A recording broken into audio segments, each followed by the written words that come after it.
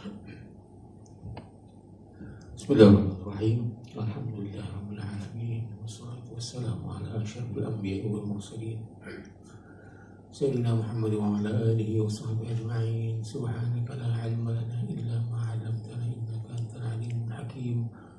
Allahumma iftah 'alaina hikmataka wa anshur 'alaina min khazain rahmatika ya arhamar rahimin. Sallallahu ala sayyidina Muhammad wa ala alihi wa sahbihi wasallam. Walhamdulillahi rabbil alamin.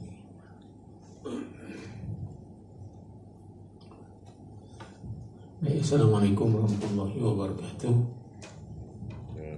InsyaAllah pada malam ini kita akan sambung kuliah kita ini, yaitu pada minggu yang lalu, pada minggu lepas kita telah memperkatakan tentang masuk tajuk walimah. Walimah artinya apa yang sunat untuk diberikan kepada tetamu itu apabila berlakunya perkahwinan, dan juanya sepatutnya walimah itu ia diadakan apabila telah berlaku hubungan intim antara suami dan istri itunya, maka ketika itulah afdal untuk dilakukan walimah itu, dibuat walimah. Dan walimah itu sebenarnya tujuannya adalah untuk memberitahu orang bahwa telah berlaku pernikahan antara si fulan dengan fulan, dan untuk mengelakkan daripada berlakunya fitnah, tuan. Kemudian walimah itu sebenarnya sunatnya itu akan diperolehi walaupun dengan barang makanan yang ia mampu sahaja. So ini semestinya yang akan menumbangkan 2 ekor kerbau. Okay. Mana yang ia mampu sajalah untuk melakukan doa. Sebab Nabi SAW sendiri pun ketika ia melangsungkan pernikahan, dengan setengah daripada istrinya tu, ia cuma menghidangkan dengan 2 cupak syair ataupun barli. Dan dikatakannya dalam satu riwayatnya diberikannya masanya kawin sama Siti Safiyah dengan tamar dan minyak dan juga dadih keringnya, dadih kering. Cuma untuk Sayyidina Abdurrahman bin Auf, ia menyuruh supaya menyembelih 1 kambing, sebab Abdurrahman bin Auf itu adalah seorang yang kaya. Baik, kemudian kita masuk dalam bermula memperkenankan dia itu fardu ain. Ada dalam kurungan tu di atas sebelah sini. Jadi bermula memperkenankan dia itu fardu ain. Bermakna fardu ain itu ia adalah wajib. Wajib maknanya kalau ada orang memanggil kita ni, indah dapat kita indah hadir tu. Sebab hukumnya adalah wajib. Tapi ini adalah jemputan perkahwinan. Kalau jemputan yang lain daripada perkahwinan, hari jadi ke, tahlil ke, apakah? Macam mana tu? Apa hukumnya? Itu akan kita dibahaskan dalam selepas ini akan saya tunjukkan apa ia punya tuan. Kalau seringkasnya itu ada 2 pendapat. Satu pendapat mengatakan dia wajib juga, dan satu pendapat lagi mengatakan dia mustahab. Maksudnya digalakkanlah untuk hadir. Kemudian jika tiada redha yang menyeru itu uzur. Jadi kalau saya di sini ini mungkin ada beberapa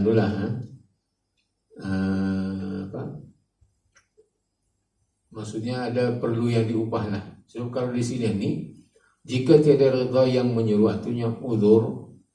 Jadi maknanya itu macam dengam. Jadi kalau saya punya pendapat di sini ini, Waalaikumsalam, silakan.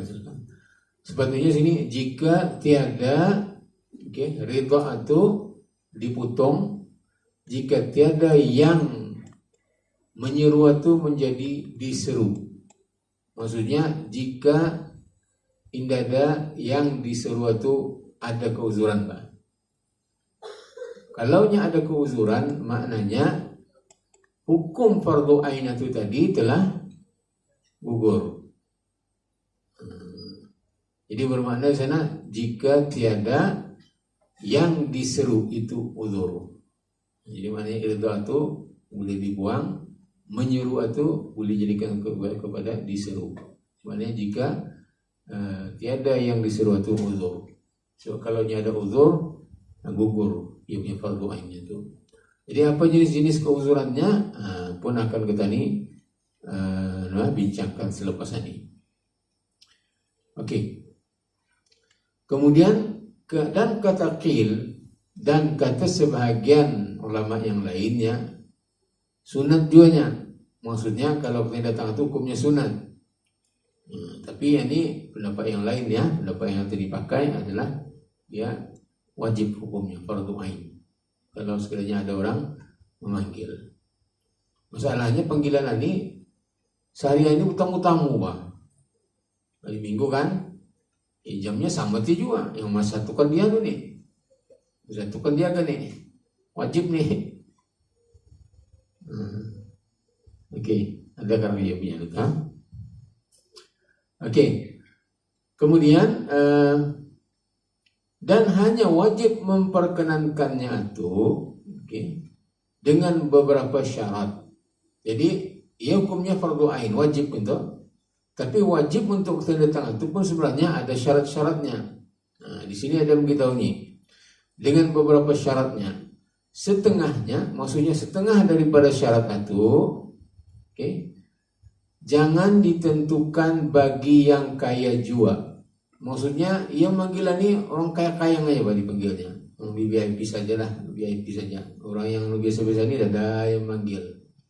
Nah, jadi maknanya kalau sekiranya orang kaya itu yang kena panggil, maknanya ia tidak wajib datang. Sebab yang dipanggil ini orang-orang anu saja baninya. Nah, orang miskin dan dia manggilnya. Orang kaya saja. Jadi maknanya ketika itu gugur sudah kewajiban atau fardu ainnya untuk menghadirinya. Oke. Kemudian lagi dan diseru pada hari yang pertama. Maka jika dikerjakan 3 hari, tiada wajib pada hari yang kedua dan makruh pada hari yang ketiga. Ia membuat itu, ia punya walimah ini 3 hari Pak. Oke, batah selama 3 hari. Jadi kalau sekiranya ia dipanggil, maknanya yang wajib untuknya datang itu adalah pada hari yang pertama saja. Hari kedua itu ia tidak wajib datang. Malah hari ketiga itunya makruh terpulang hukumnya kalau ia datang. Antara sebab-sebabnya kenapa ia takut anak itu melambangkan keangkuhan. Ia macam banyak harta kan. Dan ditakuti dia berlaku pembaziran dalam hidupnya. Itu sebabnya ya hukumnya cuma itu. Kemudian dan lagi jangan ada di sana atunya orang yang menyakiti dengan dia atau orang yang tiada patut kedudukannya dengan dia. Contohnya orang yang bermusuhan dengan dia. Jadi kalau ada bermusuhan dengan dia, gugur sudah fardu ainnya itu. Sebabnya ditakuti akan berlaku pergaduhan ke pertengkaran ke di sana. Bisa-bisa sudah orang kanan suka-suka datang ke sana, jadian itu juga. Itu yang menjadi masalah tuh. Tapi kadang-kadang ia tidak bilang bermusuh itu bukan pulang sebelum kenduri. Bermusuh itu tem kenduri itu pulang Pak. Itu yang menjadi masalah tuh. Pertama sekali kalau sekarang ini alhamdulillah kalian orang paling-paling pun macam berkeroke kayaknya.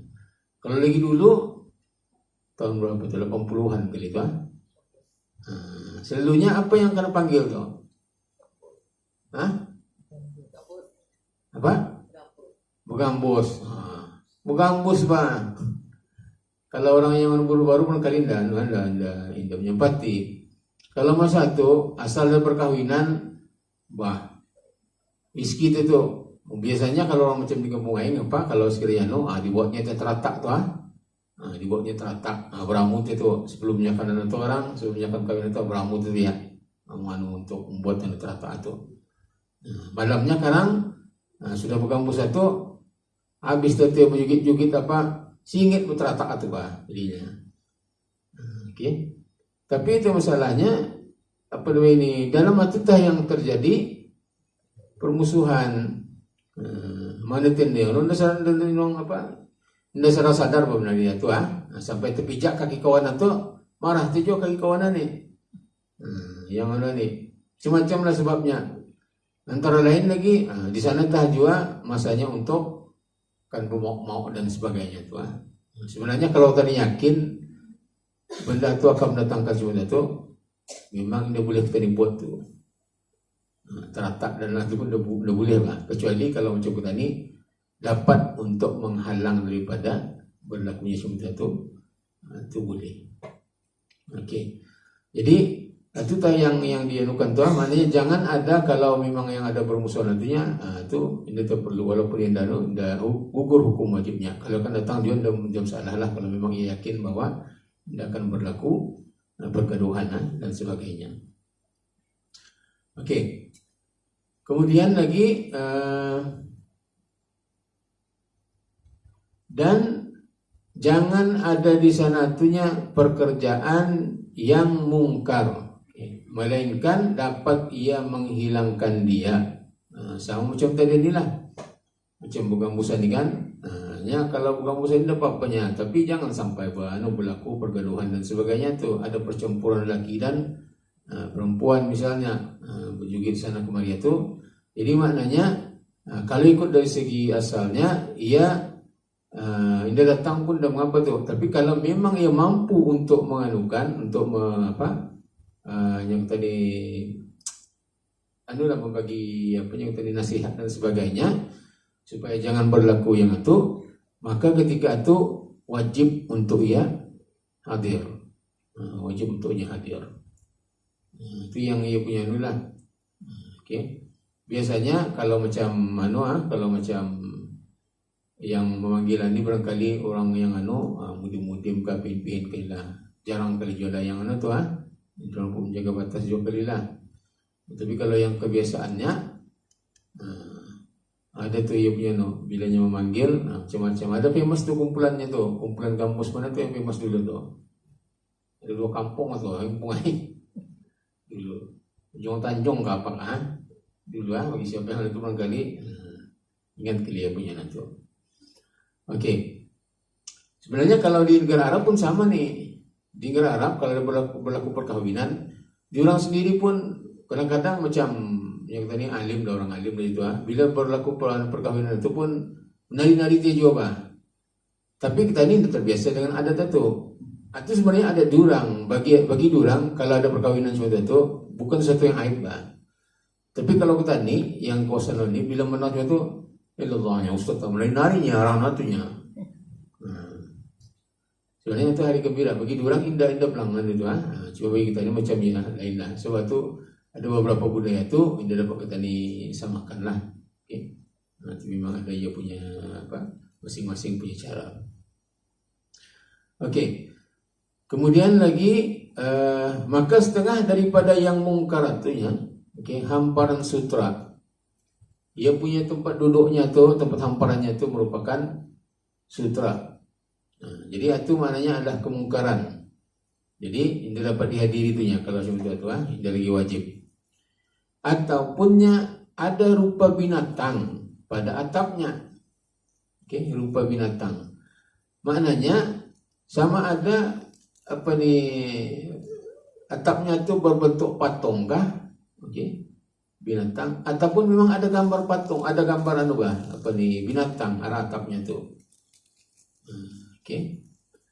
Atau pada dindingnya ataupun arah dindingnya ada gambar-gambar lah contohnya sama ada di sana tuh ya patung kah ataupun apa namanya, gambar lah, gambar lukisan. Kalau gambar cuma itu gambar tadi kon boka, gambar tadi beli masijil kan, begini tuh. Pasal di situ tanya kejutan mufti gitu hukumnya. Oke, insyaallah akan kita bincangkan. Atau pada tabirnya, tabirnya itu lawa pulang, tapi bila dicek rupanya, gambar gambar binatang kah, Hello Kitty kah, apakah misalnya, cuman itu apa hukumnya? Ini kadang-kadang jangan katakan itu, tiga sembahyang katanya itu pun kadang-kadang ada kena buat gambar tapi kita ini ada perasaan. Kalau kita melihat ada sebagian tersebar dalam Facebook apa kan, sebenarnya ada gambar mua di dalam mana itu, dalam apa namanya ini, tiga sembahyang katanya itu tapi hanya orang-orang mengerti benar-benar, baru terperasan. Sekali lihat macam benda itu macam kira-kira air mulih ke apa cuma itulah soalnya. Macam kapitan aja sudah cik kapitan ni ada novelah, tidak? Okey, alhamdulillah. Kalau ada dia bilang apa? So dia pijak. Okey. Kemudian atau pada pakaiannya, ada lukisan berupa binatang kah, manusia kah, ataupun binatang kah, yang penting yang bernyawa. Ini termasuk macam pokok-pokokan batu, atau ini termasuk dalam pikiran sebagai istilah yang bernyawa atau bukit bukau sebagainya, itu sudah termasuk. Okey. Tiada jika ada ia pada hamparannya dan bantal. Tapi kalau sekiranya gambar-gambar itu yang jenis yang lukisan-lukisan itu bukan untuk yang tadi di arah dinding atau itu satu yang mulia banyak tadi. Bukannya macam kalau gambar-gambar itu di bawah, macam saya tadi untuk dipijak-pijak, dijadikan sebagai alas kaki dan sebagainya. Itu mengapanya? Sebab ia bukan di tempat yang dimuliakan atau dihormati. Sebenarnya perbahasan tentang ini panjang nih. Tapi sebab itulah ini barangkali karena lepas ini kan kita akan melakukan dari sama-sama sekarang bincangkan panjang ya punya perbahasannya itu. Okey. Kemudian dan yang sudah terpotong kepalanya. Maksudnya rupa binatang ataupun rupa manusia misalnya, tapi terpotong sudah kepalanya. Pasalnya kalau sudah terpotong kepala ini, maknanya anak itu sudah tidak lagi bernyawa ataupun cuma kepala tapi tidak ada badan, maknanya ia pun tidak akan hidup juga dengan keadaan seperti itu. Jadi kalau itu tidak mengapa, walaupun ia dijadikan sebagai bantal dan sebagainya Okey. Ataupun rupa pohon kayu. Kalau rupa pohon kayu, pokok-pokoknya saya tadi itu tidak masalah. Tabirnya rupanya pasal pokok-pokok, itu tidak masalah. Mungkin ada tudung kali juga, tudung ada yang berupa pokok apa sebagainya, itu tidak masalah lah. Tapi kalau berupa lukisan-lukisan orang dan sebagainya, itu yang menjadi masalah. Okey. Kemudian dan haram merupakan segala binatang. Dan haramnya yang merupakan segala binatang, maksudnya yang menggambarkan apa saja jenis binatangnya lah. Dan binatang ini sebenarnya termasuk ke tadi manusia. Haram tentunya. Kemudian dan tiada gugur fardunya itu tadi, yang fardu ain ini tidak akan gugur dengan sebab puasa. Apa ini puasanya? Seolah ini manggil tejua. Ataupun sekiranya anda tahu sudah ia kena panggil, tapi berpuasa tema itu dia ingat Jadi kalau sekiranya ia berpuasa pada ketika itu, maka tiada gugur fardunya. Jadi dengan sebab puasa itu maka jika ada ia puasa sunat, ini kalau sekiranya ia puasa itu sebenarnya puasa sunat, bukan puasa bukan puasa puasa fardunya. Jadi kalau sekiranya ia berpuasa sunatnya, berbuka itu afdal. Maknanya ia berbuka itu adalah lebih baik jika kesukaran yang menyeru. Jadi maksudnya saya itu kalau sekiranya macam bila di puasa itu, bila dibagi tahu arahan ini, ia pun macamnya Sudah cukup beritahu hari ini anunya.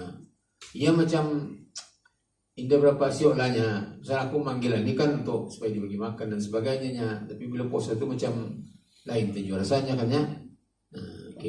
Jadi kalau cuma itu, maknanya ia lebih baik untuknya berbuka.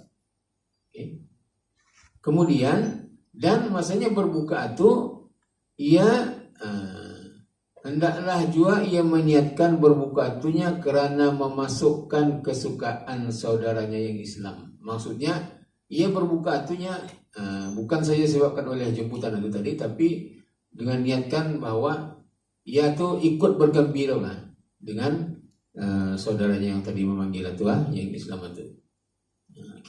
Jadi itu. Cuma kalau sekiranya yang memanggil ini bukan orang Islam,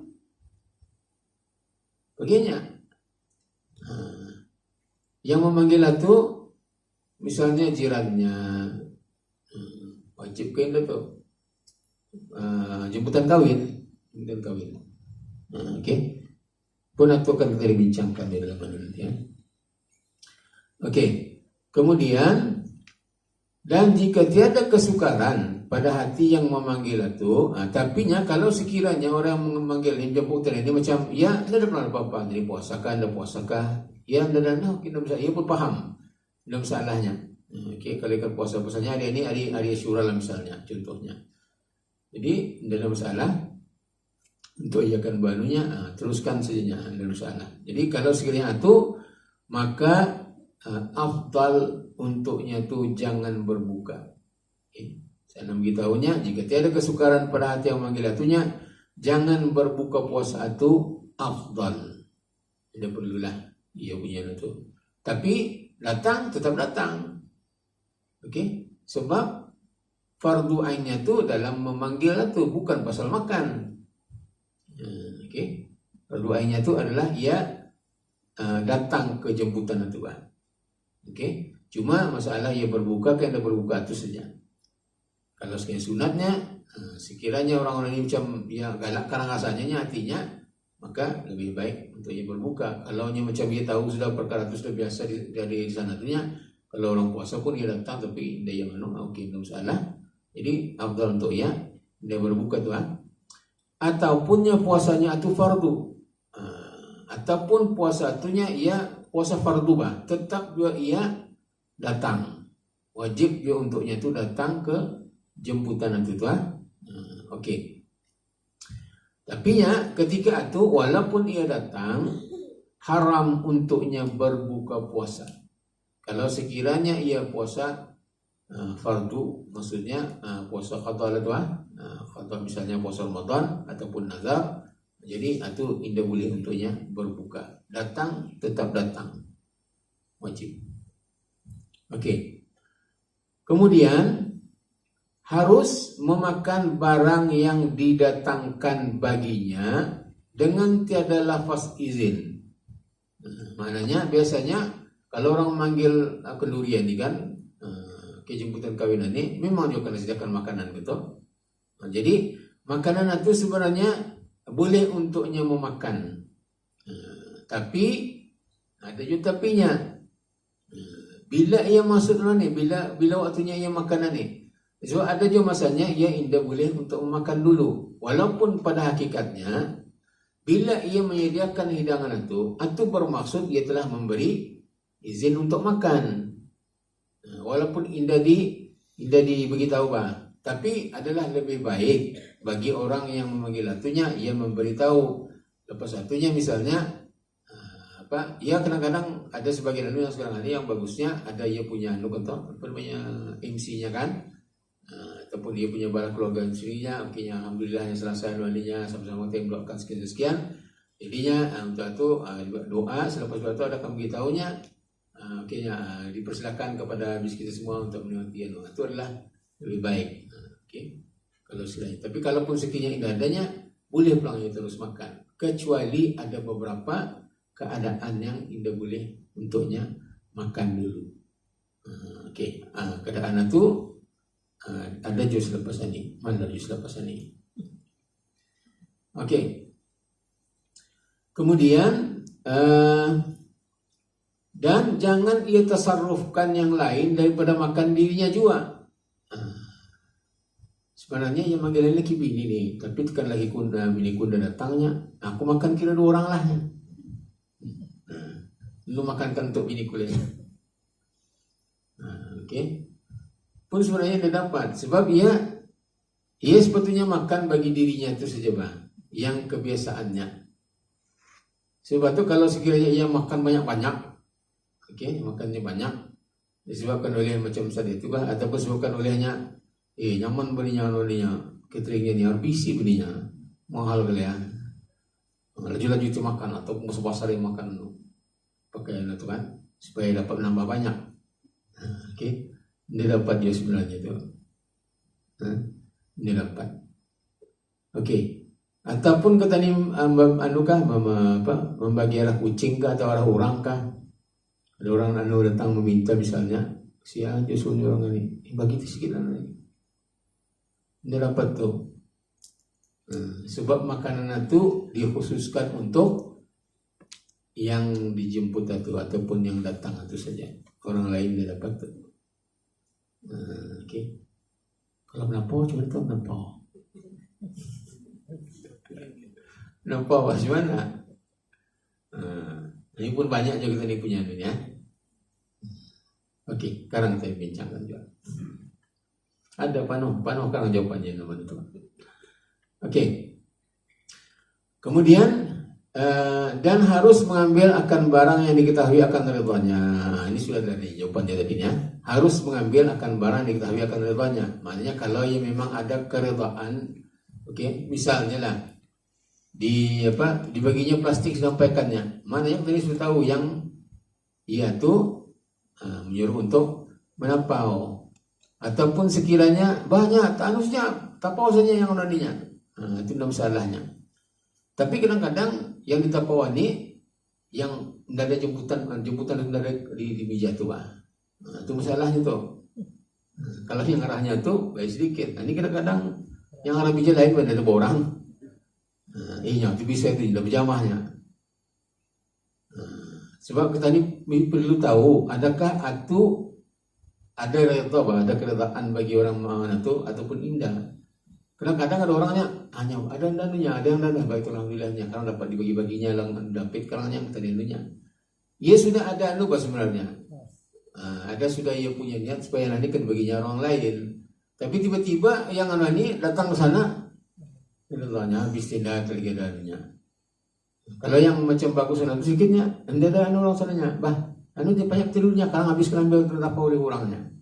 Tapi kadang-kadang ada orang dah tersuruh kan, soalnya berkemungkinan ada orang datang akhir punya. Cuma itu kan. Jadi sebab itu kalau kan mau jual yang itu, mintalah izin. Boleh kan kami melaporkan yang sini ni. Kalau boleh deh, kalau tidak boleh pun bolehkan saja jual lah. Ini maknanya kalau cuma tu, lah kalau memang ada ridhonya. Kalau yang indah, jangan. Dia dapat mengambil hak orang lain. Kemudian dan harus menaburkan dirham dan dinar dan gula dan lainnya. Ini mungkin ada dulu ni. Cuma ni kajilah dulu. Ni kaji dulu pakai podai kan? Podai. Tapi sebelum podai tahu habis kita. Dulu kain kain kasar tu kena anukan itu kena rantangkan. Jadi orang anulah tu berpijak arah tu. Tapi kadang-kadang banyak lagi orang ini melintas sudah tarikan mana lagi sampai berpijak yang ni. Habis apa ni balimpah ni si orang ni kajian ni, balik kajian ni. Tapi sebelum itu ada juga yang pakai diamburkannya duit kan. Anak-anak time ketika suka lah beli aja tu kira satu satu masa yang kita ni ditunggu-tunggu. Sebabnya tema itu orang manukan tu usin tu apa tu semua bahasa apa. Jadi lebih kurang cuma ini lah tu mendapatkan dirham dan dinar dan gula. Tapi pun gula ni payah di putik ni.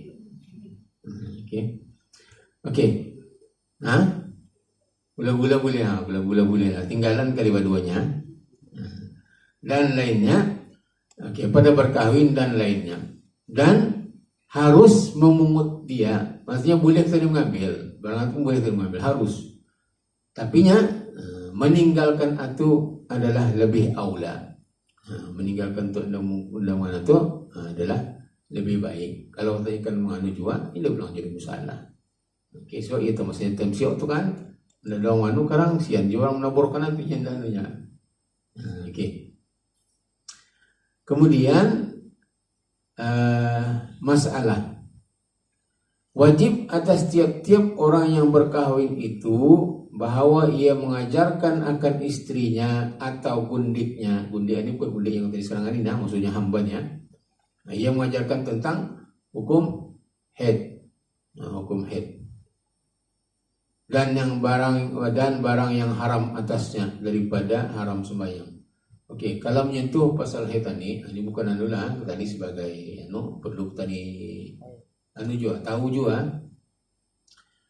Boleh dikatakan 1000 macam masalah dalam haid ini sebenarnya. Untuk mengetahui ia bila bermulanya, bila berakhirnya. Okey, setengah itu yang punya pahaman kalau sekiranya sepanjang-panjang haid ini berapa lama kan? Berapa hari? 15 hari. 15 kan? 15 kan 14? 15. Sepanjang-panjang sepanjang-panjang kalau bersih berapa hari? Kalau bersih berapa hari? Kalau haid 14 hari. Kalau bersih berapa hari? Ada limit kan? Okey. Jadi macam haid ini kalau sekiranya melebihi daripada 15 hari, maka darah itu akan dikira sebagai apa? Dikira sebagai istihadah. Okey. Tapi yang selalunya orang masih lagi tidak jelas, ya kalau sekiranya lebih daripada 14 hari itu, maka setelah itunya baru dah dikira sebagai istihadah. Sebenarnya,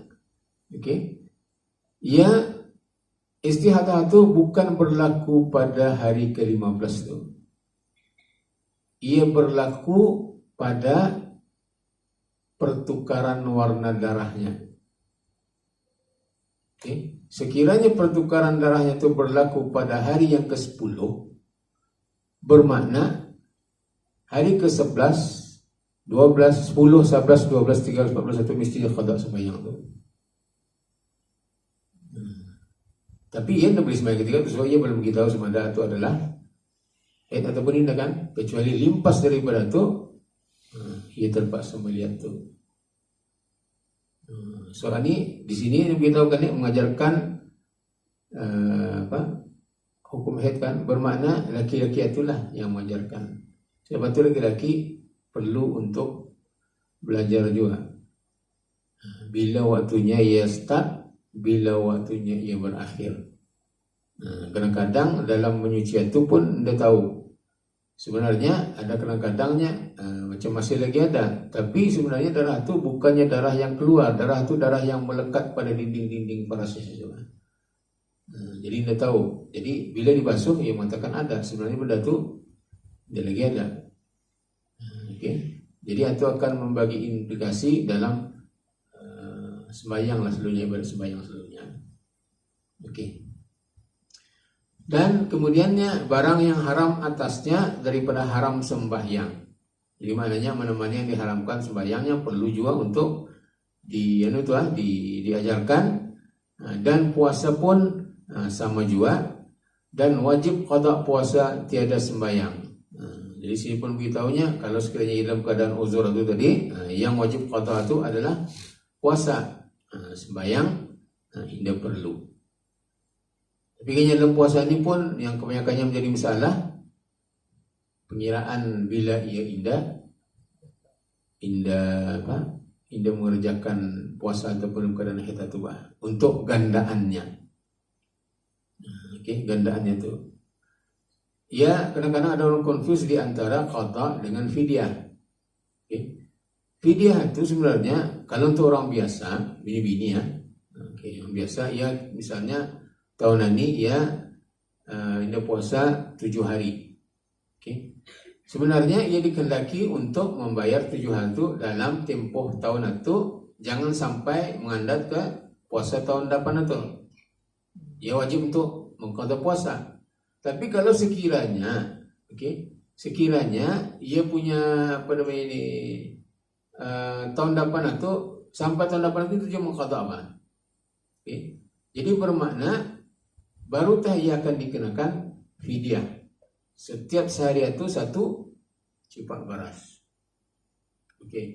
Tahun depannya itu sama juga 7 hari juga.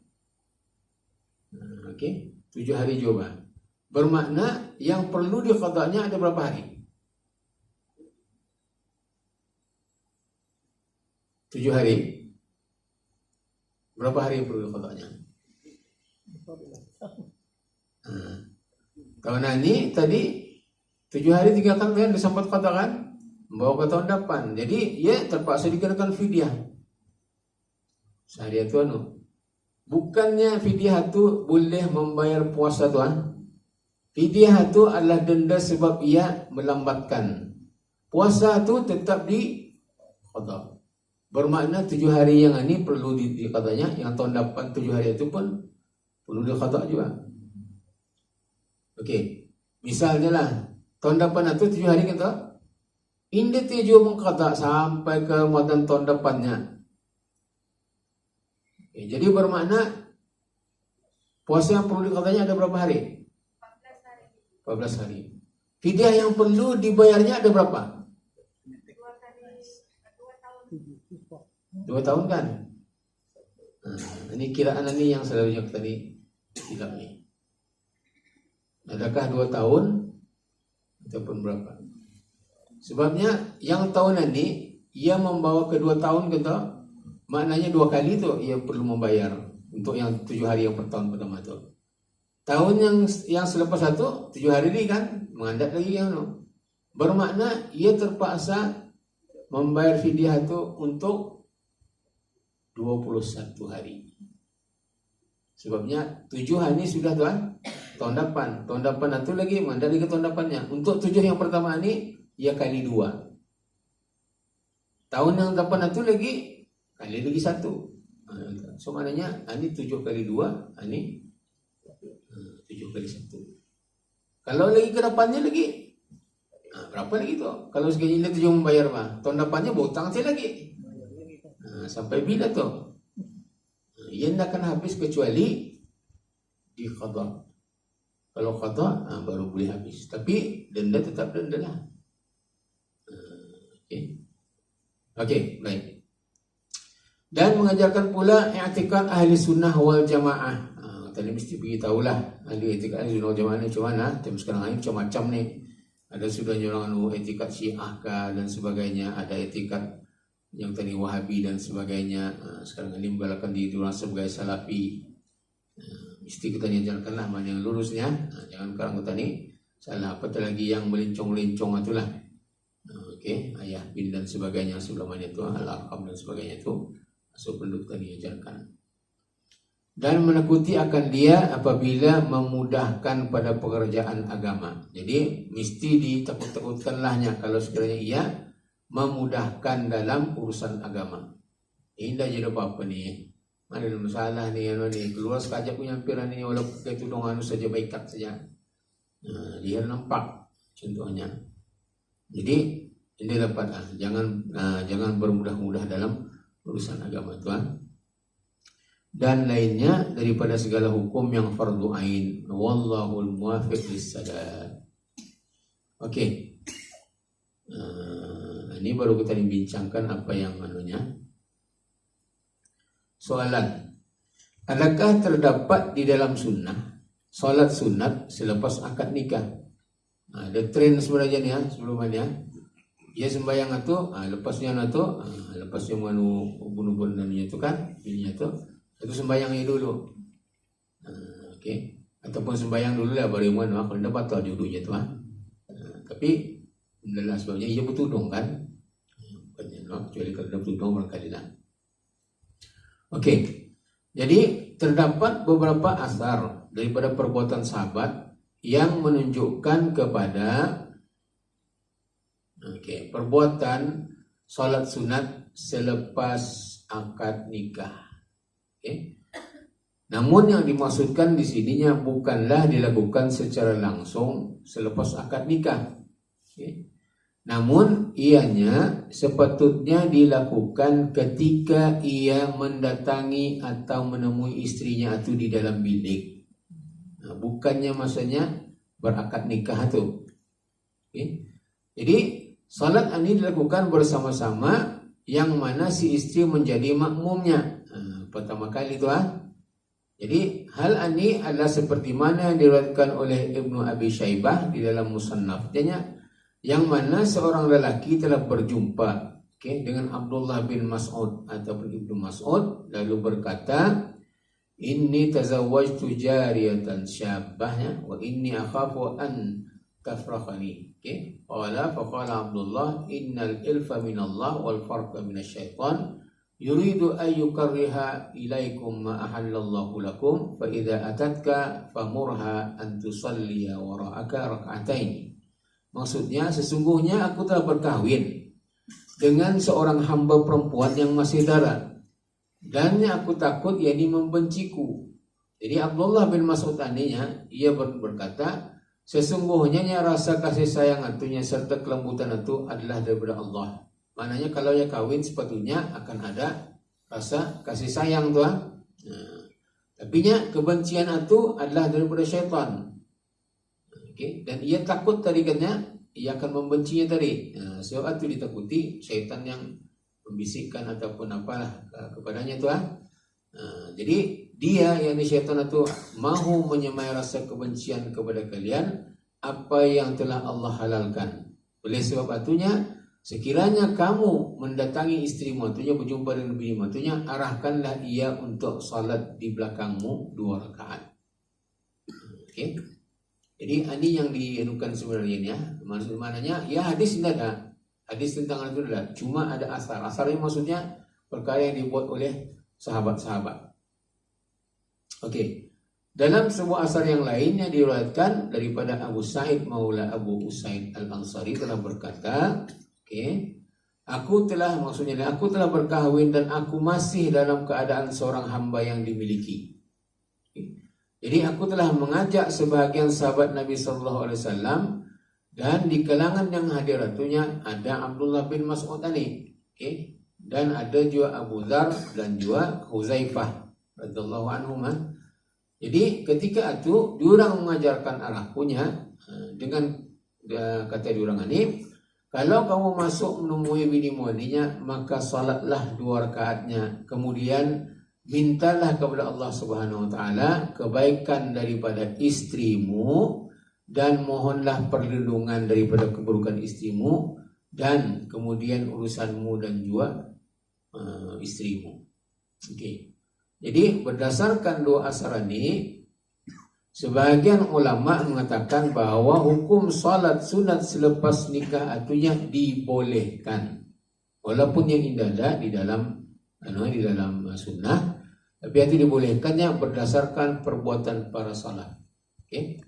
Oleh hatunya melihat kepada nas asar di atas, ianya salat yang dilakukan di dalam bilik. Ketika si suami memasuki untuk bertemu, mendatangi si istri, dan bukannya dilakukan secara terbuka sejurus selepas nikah. Tapi kalau indah dilakukan, tak perlu dia apa-apa. Sebab ia bukan satu hukum yang tadi macam ada hadis Nabi dan sebagainya, itu indahlah. Tapi sebagian ulama menggalakkan salat sunat itu dibuat selepas nikah, sebabnya ia adalah merupakan hal yang amat baik dalam mukaddimah pembinaan rumah tangga, supaya menjadi baiti jannati. Itu tentang tentang sembahyang sunat. Ini soalan pun bagus juga. Assalamualaikum.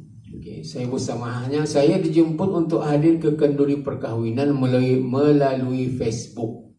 Okay. Tapi saya ingin menghadirinya. Apakah hukumnya? Okay, ini memang ada kan kadang-kadang bukan ini macam Facebook ini ya sama ada ya secara khusus kah ataupun secara umum kah, ada juga punya ataupun ia manggil tadi kalau dulu dengan kad kan toh, kalau sekarang ini dengan WhatsApp saja, okay. Tapi dibaginya jemputnya secara khusus. Ada juga kadang-kadang menjemput dalam grup kan, banyak siapa yang siapa yang available-nya ataupun dapat dari halangannya, saya menjemputnya semua sekali yang ada dalam ini, siapa yang datangnya. Jadi jemputan itu adalah jemputan secara umum. Oke, so kita ini akan anukan di sini. Ia punya jawabannya. Menurut kitab Al-Fiqh Al-Manhaji, Al-Walimah diambil dari perkataan Al-Walmu yang memberi arti berhimpun atau berkumpul. Sudah dalam buku ini pun ada sudah dinukannya. Sama juga maknanya. Jadi dinamakan dengan yang demikian tentunya sebab kedua pasangan suami istri berkumpul padanya. Maka dinamakan sebagai Al-Walmu itu tadi ya. Kemudian disebutkan al-walimah itu, sedangkan al-walimah ini sebenarnya merupakan makanan yang dihidangkan dalam majlis perkahwinan, ataupun kesemua makanan yang dibuat untuk dijemput orang ramai dan selainnya. Jadi itu yang dinamakan sebagai walimah tuan. Jadi secara umum menghadiri kenduri perkahwinan adalah suatu perkara yang diperintahkan. Dan seperti yang diketahui bahwa setiap kata perintah yang terdapat di dalam Al-Quran dan Al-Sunnah membawa kepada hukum wajib, melainkan jika terdapat petunjuk-petunjuk lain yang mengalihkan hukum wajib tersebut. Jadi ulama telah menetapkan ini adalah merupakan kaedah mengeluarkan hukum. Jadi kalau dalam Al-Quran ataupun dalam hadis itu ada suruhan, jadi ia akan bermaksud wajib. Kenapa wajib? Sebab ia merupakan Allah, kita ini punya Tuhan. Nabi pun kalau sunnah itu adalah arahan daripada Allah SWT juga. Jadi maknanya sekiranya ada arahan maka wajib untuk dibuat. Contohnya yang selalu kita aqimus shalah wa atuz zakah kan, dirikanlah sembahyang dan juga tunaikanlah zakat. Kita ini tahu bahwa hukumnya adalah wajib sebab berdasarkan kepada suruhan itu. Tapi adakah habis kita tahu dalam Al-Quran yang mengatakan bahwa sembahyang itu adalah wajib? Ada habis kita. Adakah kita pernah mendengar dalil yang mengatakan bahwa sembahyang itu adalah wajib dalam Quran? Maksudnya dalil secara nyata, Pak. Dia mengatakan wajib. Tidak ada. Mana ada bisa kita jumpa? Ia akan menyatakannya bahwa ia diperintahkan. Dan perintah itu tidak ada lagi maksudnya tidak ada tidak ada tanda-tanda yang memalingkan ia daripada wajib. Kalau tidak ada kosong itu saja maknanya ia adalah wajib. Itu yang pertama. Yang kedua, sekiranya ada dalam mana itu siksaan bagi siapa yang meninggalkan cumandinya, maka itu pun memberi maksud ia adalah wajib. Dalam sembahyang itu ada dalam surah menyebutkannya tentang orang yang disiksa di dalam neraka sakar. Bila ditanya, jadi dalam menjawabnya lam nakum minal musallin. Kaminya indadam mendirikan sembahyang. Jadi ulama pun mengambil bahwa sembahyang itu hukumnya adalah wajib. Pertama sebab memang ia ada suruhan dan tidak ada yang memalingkan ia daripada itu. Kemudian ia memang ada azab siksa yang diturunkan bagi siapa yang ada. Kalau yang ada contohnya yang beri maksud bukan wajib. Sebagai contoh cuma ini, ada satu dalam ayat Al-Quran, ayat yang paling panjang sekali. Kalau kita ini dalam bahasa Musmani itu yang biasa tuh satu page itu Daripada awal sampai akhir satu ayat saja. Okay. Ayat itu adalah mengenai dengan hutang. Okay. Ayat itu adalah mengenai dengan hutang. Ayat itu begitunya, ya ayyuhalladzina amanu idza tadayantum bidainin faktubuh. Wahai orang-orang yang berimannya, apabila kamu menjalankan urusan hutangnya, maka hendaklah kamu faktubuh, maka hendaklah kamu tulis. Hendaklah kamu tulis lah. Kalau ayat itu cuma tu, tidak ada yang bermakna kalau tadi menjalankan urusan hutang ini mesti tulis, wajib hukumnya. Berdasarkan kepada ayat itu tadi. Kalau ayat itu berhenti kepada itu saja. Ini sebenarnya yang agama sebenarnya menyuruh ke tadi bah. Kalau sekiranya berhutang, tulis bah sebenarnya. Kalau indah, itu selalunya nih. Sudah kau bayarkan hutang kau nih. Entah, cuma sudah je, cuma balum juga. Selalunya yang kena tagih, cuma sudah juga. Tapi kalau nyanunya gimana tuh? So maknanya sebab tu sebelum-belumnya kita tulis walaupun sedikit untuk mengelakkan, sebenarnya untuk menjaga petani, harta petani. Dua, untuk menjaga ke dia juga sebenarnya. Kalau ia beritahu ia nunda ingat ke lupa, kan masih ia berhutang itu sebenarnya. Ada hak petani yang perlu diselesaikannya sepatutnya. Jadi untuk menjaga ke dia juga. Sebab tu kalau orang yang menghutangkan, ya hendaklah menagih juga. Ada orang yang berhutang arahnya tu tujuannya itu tuh bukan saja untuk ia mengambil balik hartanya, tapi untuk menyelamatkan orang yang berhutang itu juga daripada disiksa di akhirat. Itu ia punya. Okey. Dalam ayat itu tadi ia memberitahunya faktu gunalah kamu tulis, tapi ayat setelah itu ada memberitahunya sekiranya kamu saling mempercayai antara satu dengan lain, falyattaqillah rabbah. Jadi hendaklahnya ia bertawakal kepada Allah. Ia hendaklah menunaikan tanggung jawabnya itulah sebagai orang yang berhutang. Ia hendaklah membayar hutangnya itu. Jadi maknanya ayat itu menunjukkan bahwa suruhan untuk menulis hutang itu adalah bukan wajib, tetapi digalakkanlah, sama ada sunat ke apa cuma itulah. Yang pentingnya ia bukan wajib. So ada ayat yang mengatur itu, apabila kamu saling percaya mempercayainya, maka hendaklah ditunaikan siapa yang berhutang itunya, ditunaikan amanahnya untuk membayar itu. Jadi itulah yang menjadikan ia wajib. Kalau tidak ada ayat itu tadi wajib tuh. Sebab itu kalau tadi macam hutang di bank, adakah yang ada tulis dari documentationnya? Mengatakan mesti ada. Sebab patutnya memang itulah yang kita nirukan tu. Ditakuti sebab kita ni namanya manusia, ia mudah lupa. Kadang-kadang ada sebagian mengatakannya manusia tu diambil daripada perkataan anas. Nas. Nas artinya diambil daripada perkataan lupa, nas, lupa orang yang lupa. Sebab itu sebaiknya dicatat itulah. Jadi dalam hal ini tadi sudah beritahunya bahwa menghadiri jemputan kawin itunya adalah wajib untuk. Jadi hukum menghadiri ataupun memenuhi jemputan. Para fuqaha, maksudnya ahli fikih, berbeza pendapatnya mengenai hukum menghadiri jemputan ini dengan melihat kepada jenis dan kategori jemputan.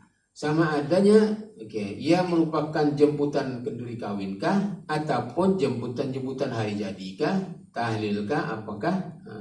Yang penting ia akan jemputnya. Jadi secara ringkasnya hukumnya adalah yang pertama, kalau sekiranya menghadiri jemputan majlis perkahwinan, majority maknanya kebanyakan ulama mengatakan bahwa hukum memenuhi jemputan itu adalah wajib, termasuklah apa yang dicatatkan di dalam buku ini.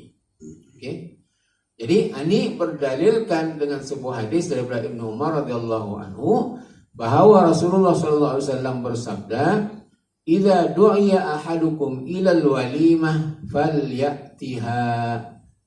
Maksudnya apabila salah seorang kamu dijemput ke majelis perkahwinan, maka hadirlah ia. Atau maka hendaklah ia hadir. Jadi perkataan falyatiha itu, ia menyuruh kata maka hendaklah ia hadir. Dan hadir itu adalah suruhan. Jadi bila itu mengatakan suruhan dan tidak ada lagi ayat lainkah atau hadis lainkah yang boleh memalingkan ia daripada wajib itu, bermakna kata perintah di sana itu memang membawa kepada hukum wajib. Wajib secara asasnya kalau mengikut kaidah fiqh.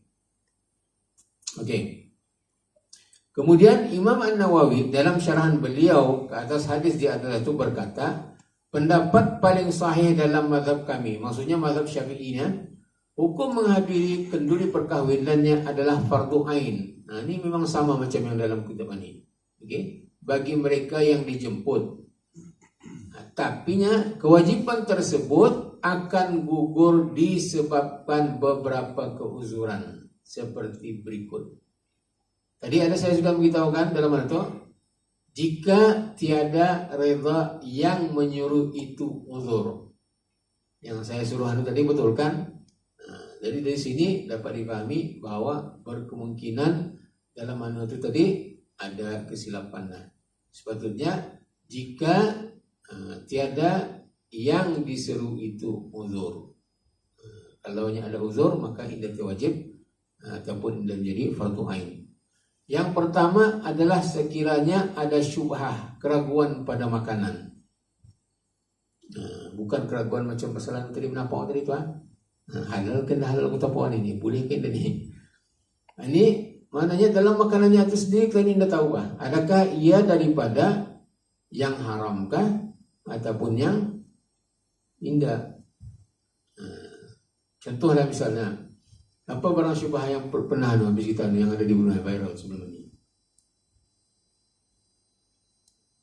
Ada pernah beberapa produk yang ditarik balik disebabkan oleh syubhah. Contohlah, ada satu margarin. Habis kita pun tahu nih, bini memang tahu nih. Margarin itu dikatakan mengandungi DNA babi. Di negara jiran Malaysia telah mensahkan bahwa ia mengandungi lemak babi atau DNA babi lah tuan. Jadi di Brunei ketika itu bila sudah sabit kan di sana kan, di Brunei bila melanggar isu itu, jadi produk itu menjadi syubhah. Kenapa syubhah? Sebabnya kita ini tidak tahu yang ini memang mengandungi anuka, indahkah, halalkah, haramkah, tidak pasti. Tapi bagi kita di situ sebagai orang yang tidak tahu, orang yang bisa orang yang kilang membuat itu, ia tahu tuh. Ia mana ada syubhah pada anu itu. Soalnya ia tahunya, ini memang bekas anunya. Kalau ia begitu, indahnya ini dalilnya mana adanya. Jadi orang itu yang terlibat itu tidak ada syubhah itu. Kita ini yang sebagai pengguna ini yang di sini tidak tahu kan. Jadi waktu itu ditarik balik. Ia punya itu. Semua yang itu ya ada macam-macam kan, ada yang 5 kilo, ada yang 1 kilo, ada yang 500 gram kata ya, ada 200,5 gram diambil. Jadi ketika itu dianukan bahwa ini produk ini adalah syubhah. Jadi ini kita bisa sikitlah persoalannya. Bila sudah itu dikatakan sebagai syubhah, ditariklah ia punya tuan semua sekali itu jangan dijualkan kepada orang Islam sebab dia merupakan syubhah. Tapi bila dicek di makmal, dalam makmal di keseluruhan itu tidak ada pun mengandungi sebenarnya DNA babi. Tidak ada Jadi bila sudah dicek ia punya itu tidak ada mengandungi, maknanya masihkah lagi menjadi syubhah? Tidak lagi menjadi syubhah. Untuk produk itulah, untuk yang di tes itu, yang dikatakan itu cuma mana? Itu sebabnya bagian kawalan halal haram tahulah ya presidennya. Biasanya pengantaran ke negara-negara itu, ia akan ada batch-nya Ada nomor-nomor batch-nya. Jadi, diorang akan tahu Ini base ini pengantaran ini base yang nomor berapa? Berapa ia punya kod, ia punya nomor berapa? Jadi maknanya mana yang satu base dengan ini sudah dicek secara random memang tidak ada. Maknanya memang itu insyaallah anda gitu, tidak akan dia no. Tapi apa yang berlaku di Malaysia itu, oke, memang ia punya pengantarannya base-nya itu sudah sama dengan yang di Brunei. Jadi maknanya di sana memang Pak sudah sabitkan lah. Tapi kalau di sini sudah sabit juga tapi sabit tidak ada. Jadi dipasarkan kembali. Jadi kalau lah ia menggunakan masakannya itu yang manggil jemputan ini menggunakan itu dan orang itu tahu bermakna ya syubhah lah juga itu kan ketika itu. Tapi setelahnya dia nutuk ditarik balik, dia nukan semula, pasarkan semula, sudah lagi masalah lah. Isu ini kadang-kadang kita arah kata ini tidak ada, dia ada tuh. Ada ketikanya arah kata ini ada, di Malaysia tidak ada. Contoh lain macam daging pangkor tuh. Habis kita nanti yang pangkor itu konbib itu kan. Ada jenama tertentu yang sebenarnya di sini dites memang dia positif lah mengandungi. Oke, sama juga macam contohnya kalau bisa kita melihat bulu-bulu itu bulu barus. Oke. Kalau barus cat itu yang tentulah Jadi kadang-kadang barus satu digunakan untuk makanan, menyapu makanan, berbeda itu kan. Makanan ataupun misalnya ya dia membakar kan ataupun sekiranya ya ayam menyala ayam betul kan baru satu kan. Sebab baru satu wallah alam lah dari sini. Tapi kalau mengikut kajian salah satu di universiti di Indonesia ada di antara baru satu memang baru satu confirm memang baru sanabah bulu babi bah. Oke. Jadi nanti yang perlu sehingga kan diorang ada yang menutup melabel cat atau labelnya halal bah di sana untuk supaya jangan lah. Tapi problemnya yang bulu babi itu campurnya dengan itu. Pasal barus kan dia anunya sekali juga sama itu. Masalah itu juga. Sepatutnya dianukan lah. Tapi ya itu tuh artinya kalau memang ada yang dapat untuk melakukan pemeriksaan itu ada lebih baik lah untuk ketika kita ini masuk dalam menurut. Oke, artinya kalau sekiranya ada syubhahnya maka gugur ia punya fardu ain itu ataupun adanya kemungkaran di dalam masjid tersebut. Macam tadi itulah kemungkaran misalnya ada gambar-gambar patung dan sebagainya itu. Oke. Secara asasnya sekiranya seorang artinya mengetahui terdapatnya kemungkaran di majlis tersebut, maka wajib atasnya untuk mencegah kemungkaran tersebut sekiranya ia mampu mengubahnya. Ini pun ada dalam kitab tadi kan. Oke. Manakala sekiranya ia tidak mampunya, hendaklah ia tidak menghadiri majlis tersebut kalau ia tidak mampu. Oke. Kemudian ini sama juga yang ini tadi majlis yang mengkhususkan hanya untuk orang-orang kaya saja yang datang itu pun tidak wajib untuknya datang bagi si kaya ini tadilah. Oke. Dan ini adalah berdasarkan kepada sebuah hadis yang diriwayatkan oleh Abu Hurairah radhiyallahu anhu bahwa beliau berkata, "Syarrut ta'am ta'amul walimah yud'a lahal aghniya wa yutrakul fuqara." Seburuk-buruk makanannya adalah makanan pada majlis perkahwinan yang dijemput padanya orang-orang kaya dan ditinggalkan yakni tidak dijemput orang-orang miskin. Oke. Kemudian majlis perkahwinan yang dijemput oleh zimmi, maksudnya kafir zimmi ataupun orang bukan Islam tetapi yang menetap di negara Islam. Jadi pendapat yang sahih di sisi mazhab Imam Syafi'i adalah tidak wajib untuk menghadirinya. Oke. Sebab ini berdasarkan hadis yang diriwayatkan oleh Abu Hurairahnya, beliau berkata bahwa Rasulullah SAW dalam menyatakan hak tanggung jawab muslim ke atas seorang muslim yang lain, apabila dia menjemput kamunya ke majlis sesuatu maka hendaklah kamu menerimanya, menghadirinya. Tapi ini antara seorang muslim dengan seorang muslim yang lain. Hadis ini bukan membicarakan tentang penjemputan seorang muslim, jemputan orang bukan muslim kepada muslim. Oke. Jadi Ini berhujahkan bahwa yang menjadi kewajiban apabila undangan itu datang daripada umat Islam itu sendiri. Tetapinya, menghadiri majlis perkawinan orang bukan Islam, maka kami nyatakan bahwa para ulama mazhab Syafi'i berpandangan hukum menghadiri jemputan walimah orang bukan Islam ialah sunat, ia indah wajib. Sekiranya jemputan itu datang daripada kaum keluarga ataupun jiran. Kadang-kadang ada orang bermusuh Islam kan, pemilihnya masih belum lagi Islam. Jadi untuk ia menghadiri itu adalah sunat. Ia akan jatuh kepada wajib lah. Sebab dia punya kelainan agama tadi tuan. Ataupun jiran tetangga, atau jika kehadiran atunya akan memberi manfaat kepada dakwah Islam. Di sana tajwa ia berceramah apa sebagainya misalnya, sehingga boleh mendakwah orang itu untuk masuk Islam. Jadi ini juga dipersetujui oleh Imam Al-Mardawi daripada mazhab Hambali dan turut menyebut akan keharusan menghadiri walimah orang bukan Islam dengan memetik pandangan Imam Ahmad dan Ibnu Qudamah. Antara lain keuzuran yang boleh menggugurkan fardu ain dalam menghadiri jemputan itu juga antaranya adalah kesesakan lalu lintas. Kalau memang awal sudah datang, awal sudah pulang berjalan, tetapi disebabkan oleh jam truk sampai kalau datang punya habis sudah makan seorang ni. Jadi maknanya kalau ketika tu gugur dia punya tu disebabkan oleh lalu lintasannya ataupun hujan lebat. Tapi ini mungkin kalau orang ada berkereta memanglah kalian payah jauh itu. Kalau berkereta rasanya indah jadi masalah, kecuali lambatnya tu barangkali lebih daripada biasalah sehingga membawa kepada banjir sana sini.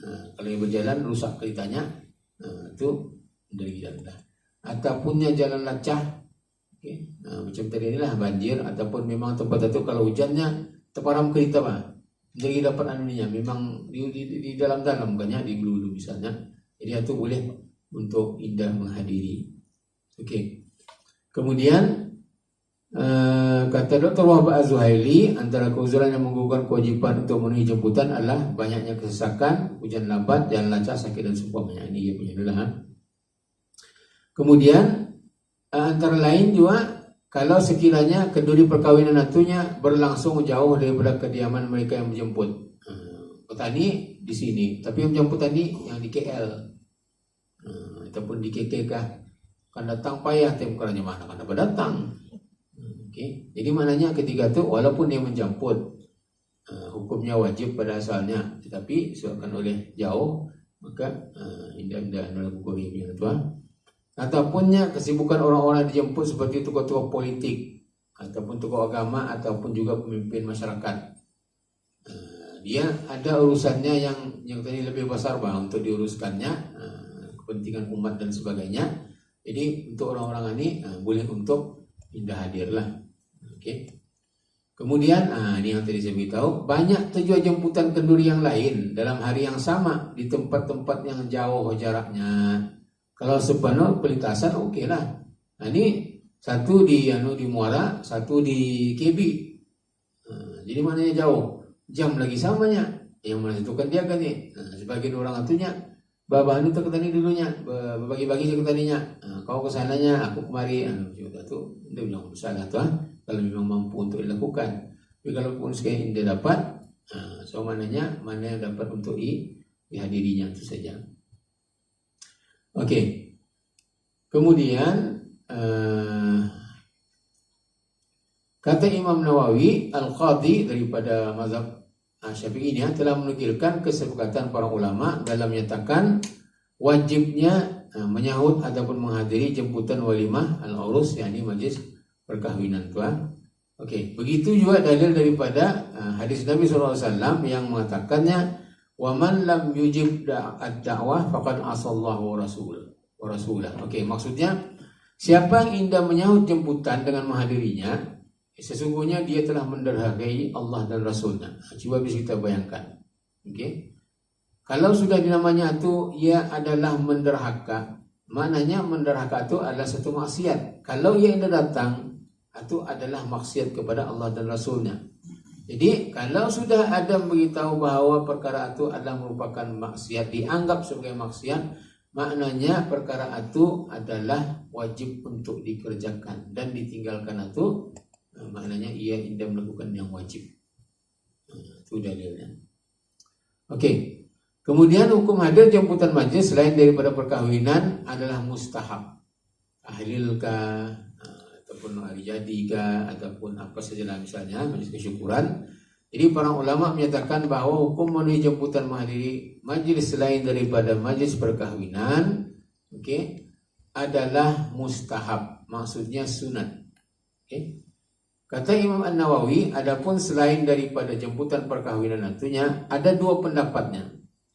Di sisi ashab kami, maksudnya pendapat ulama-ulama kami. Yang pertamanya, hukum menghadirinya adalah sama seperti walimatul urus, maksudnya wajib. Dan pendapat yang kedua, hukumnya adalah mustahab, maksudnya adalah sunat. Dan beliau juga menukilkan pendapat Imam Malik dan Jumhur yang menyebutnya tidak wajib memenuhi jemputan selain daripada majlis perkahwinan. Jadi tadi boleh ambil hukumnya kalau sekiranya yang jemputan itu bukan majlis perkahwinan, bolehlah jadi untuk indah hadir. Sebab ia adalah sunat. Kemudian hukum menjemput hadir ke majlis perkahwinan melalui Facebook. Jadi dalam perkembangan semasanya banyak berlaku perubahan dalam isu jemputan ini.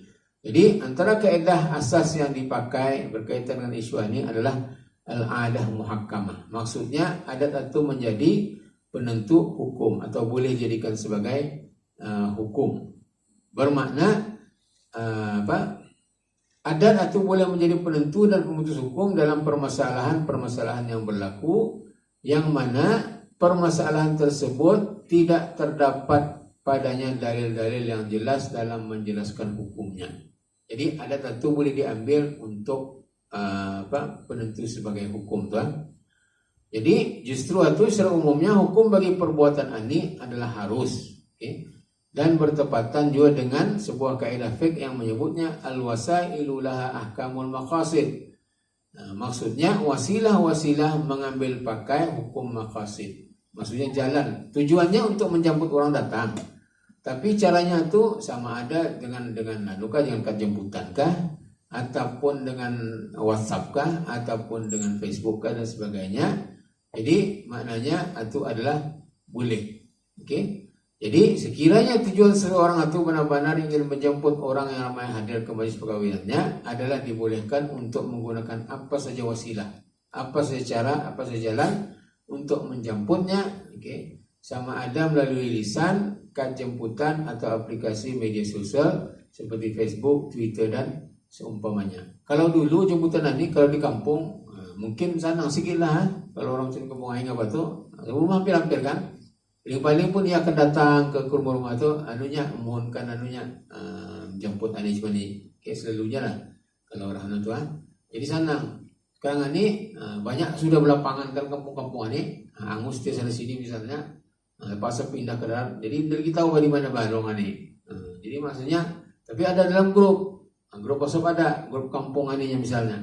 Jadi dalam grup itu saja ya menganukan. Tetapi itu kalau sekiranya umum, kalau sekiranya ia khusus wajib untuk datang.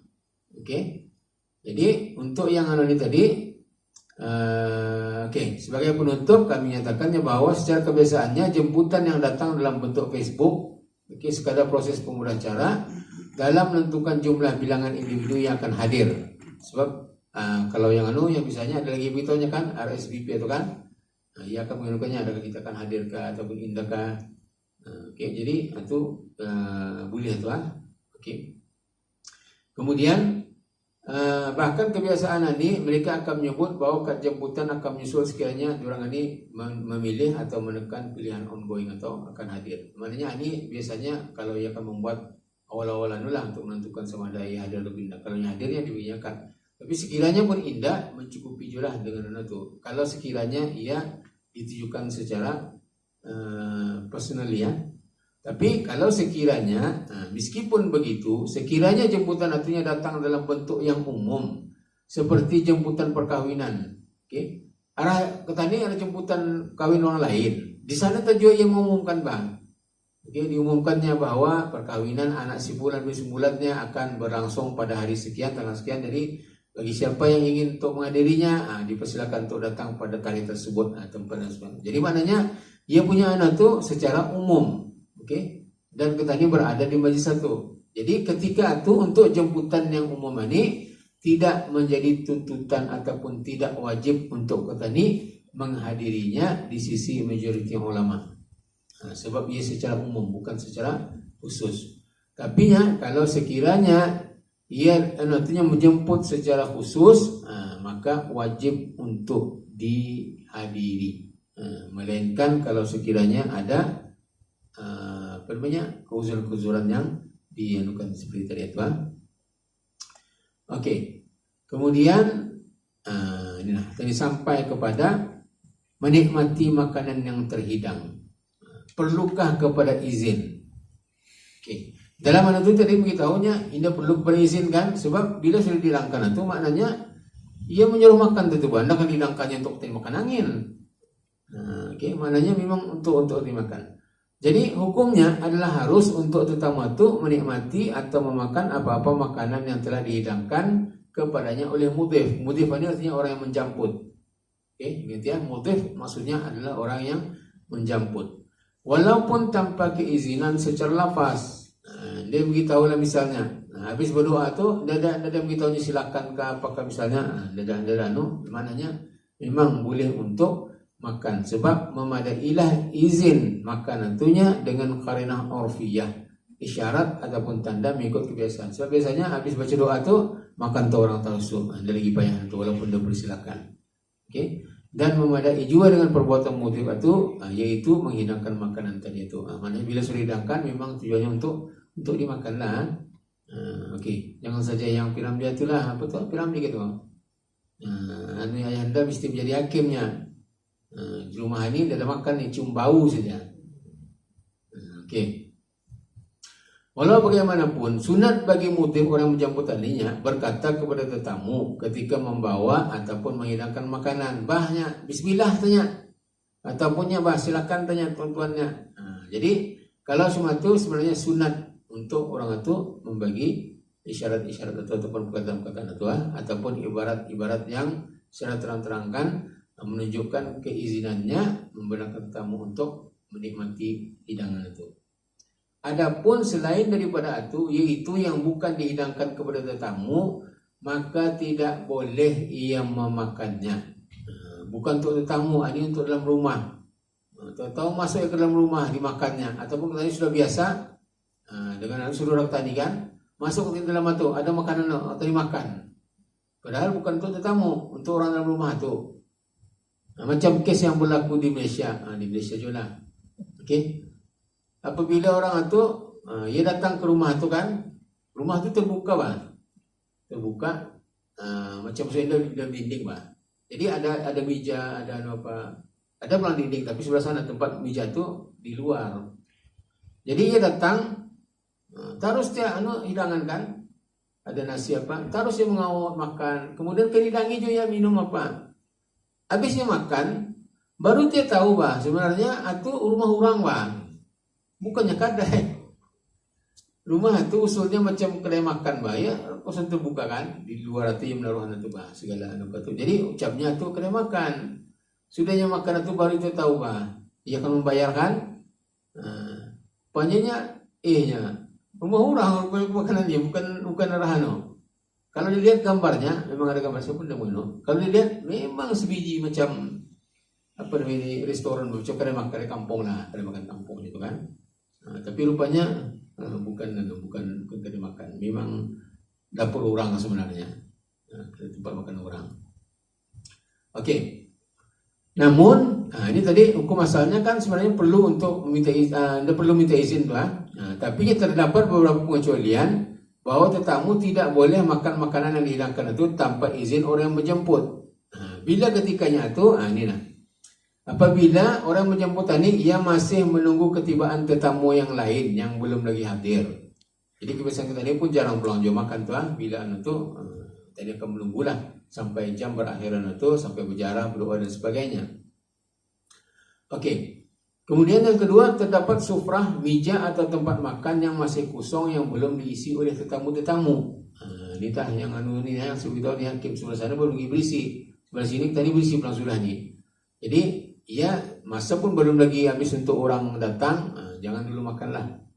Okey, sebab maknanya makanan itu orang sebelah sana baru pergi berisi tempatnya tu. Okey. Kemudian yang ketiga, mudif masih menanti makanan yang belum tiba atau perkara lain yang seumpamanya. Ada kadang-kadang catering lambatkan, yang ada ini baru ada beberapa saja. Berapa jenis saja yang jadi maknanya ketika itu jangan dulu dimakan, habiskan dulu ya punya itu. Melainkan kalau yang beritahunya, minta maaf tuan-tuannya, ini lambatnya, tengah yang ada nih rupanya, lupa yang mengantarnya. Kalau kan maunya menunggu 3 jam mau habis kita. Semuanya kalau tema itu atau sudah diizinkannya atau diizinkannya, itu tidak masalah lah. Bermakna dalam case yang kalau ia sendiri yang membagi keizinan, bahkan tanya walaupun jemputan belum lagi penuh misalnya, ia sendiri yang bagi izin, itu tidak masalah. Ini kalau yang indah dan bagi ibarat-ibarat atau isyarat ataupun keizinan untuk memakan itu, maknanya ketika itu kita ini belum lagi boleh untuk makan. Okey. Kemudian, ini hak memakan makanan. Ini RBC tadi ni tersabut juga, anda belah. Okey. Apakah dia had ataupun kadar yang dibolehkan untuk dimakan dalam sesuatu majlis? Jadi pendapat para ulama dalam perkara ini ialahnya sekiranya ada karinah ataupun tanda atau isyarat yang kuatnya bahawa makanan yang dihidangkan itu adalah untuk dimakan kesemuanya atau untuk dihabiskan, maka boleh dihabiskannya. Tapi kalaunya bukan untuk dihabiskan kesemuanya, maka adalah dilarang berbuat demikian. Kalau kata ini di Brunei barangkali untuk jemputan kahwin, yang tadi serentak makanan itu serentak Kalau macam ada kawasan macam di Malaysia kan, jurang panggilan diorang jemputan dari pukul 8 pagi sampai pukul 4 petang. Jadi yang datang itu, mana yang datang makan, satu balik, datang lagi orang lain makan, satu balik. Itu maknanya ikut dia punya Okey, kalau macam memang ini yang memang boleh dihabiskan, tidak masalah. Kalau dia macam usulnya indah, apa tadi kalau barang itu memang sedikit, jadi itu yang indah boleh tu. Sebab itu di sini beritahunya selain daripada itu, jangan memperbesarkan suapan dan makan dengan cepat. Biasanya sanu kayak ni, tapi sudah nyaman tu kan, besar dia punya tu puloknya tu pun banyak lah, masuknya dalam mulutnya tu. Jadi tidak dibolehkan untuk memperbesarkan suapan itu ataupun makan dengan cepatnya supaya dia boleh memperolehi makanan yang banyak, dan sehingga dengan cara itunya dia menghalang hadirin yang lainnya daripada memperolehi atau menikmati makanan tersebut. Lebih-lebih lagi jika makanan itu sedikit. Dia kadang-kadang berlaku juga kan, dalam hutan makanan itu sedikit jadi orang yang ini banyak. Kebetulan itu lagi jemputan dari akhir dia punya habisnya, orang belaparan sudah. Jadi maknanya dalam keadaan tadi belaparan itu pun, maknanya jangan kata ini mengambil melebihi daripada yang keperluan sepatutnya itu. Maknanya tadi pun mesti mengimbang-imbangi juga. Jemputan lain itu pun sebenarnya hanya untuk makan juga. Kalau ia makan banyak dari mengambil orang lain, maknanya boleh dikategorikan ia mengambil hak orang lain yang sepatutnya makan dalam mana juga. Jadi upaya-upayalah. Kalau orang tua biasanya jarang. Biasanya melakukan plastik aja lah kalaupun bawa banyak. Okay. Tapi selalunya orang muda-muda orang muda-muda kan, kadang-kadang orang ini ada sensitivity lama itu, ia akan memikirkan perutnya aja Itu perlu kita ni, perlu diteguhkan lah. Kalau anak tadi pandang begitu sihat lah. Jangan mengambil hati orang melebihi daripada. Kalau barang hati yang banyak, dia tidak masalah. Jadi kadang-kadang yang sedikit itu. Artinya yang sebaiknya ambil dulu mana yang pada biasanya. Kalau sekiranya setelah itu habis orang maut sekarang ada lagi belabeh baru kita ditambah. Cuma itu yang punya Jadi jangan memperbesarkan dari suapannya itu makan cepat itu. Kemudian jangan tetamu makan melebihi daripada apa yang pada lazimnya atau pada kebiasaannya kadar yang dimakan oleh individu selainnya tu. Itu macam saya terberitahu ni. Bininya ia kena panggil lagi bininya datangnya makan untuk bini ku taruh sininya. Okey. Ataupun bininya datang lagi yang indah. Makan dulu nya, dapat teh mani jahit dan jahit ninya. Nyaman makanannya. Okey. Kemudian wajib bersikap adil terhadap tetamu yang lain. Ini. Apa ia punya ini? Umpamanya jangan makan 2 biji tamar atau 2 biji anggur itu sekaligus, bah. Ini bukan lagi 2 biji, habis jerongnya, panong mulutnya, bah. Makanan. Tidak boleh sebenarnya itu, tidak boleh. Kalau akan mau makan satu-satu, sebiji-sebiji. Melainkan tetamu yang bersamanya itu mengizinkannya. Tapi jarang juga teriak, gak izin tadi ambil makan. Jarang juga tadi. Maknanya kalau akan makan pun sebiji-sebiji itulah. Perkara ini telah disebutkan oleh Abdullah bin Umar radhiyallahu anhuma, yang maksudnya jangan kamu makan secara kiran. Kiran ini maksudnya 2 biji kurma sekaligus, bah, sekali suap dalam mulut. Okey. Kerana Nabi sallallahu alaihi wasallam melarang mengenai kiran itu. Kemudian Abdullah berkata, kecualinya seseorang itu telah mendapat izin daripada saudaranya yang makan bersamanya. Ini selalunya kalau saya tadi kalau jemputan itu memang akhir habis kan, ya sepertinya akhir pukul 12.30, tapi mengandas 1.30. Jadi orang berlebaran sudah. Kadang-kadang dia lagi ingat bayangan Tuhan, ingatnya makan saja. Suatu yang perlu. Okey. Kemudian makan sehingga melebihi had kenyang. Yang dimaksudkan dengan melebihi had kenyang ini adalah apabila seseorang atunya tidak dianggap lapar. Malah ada ulama merumuskan bahawa haram makan melebihi had kenyang dalam keadaan sehingga mendatangkan bahaya. Okey. Sama ada dari hartanya sendiri ataupun orang lain, walaupun tali punya sendiri, bang.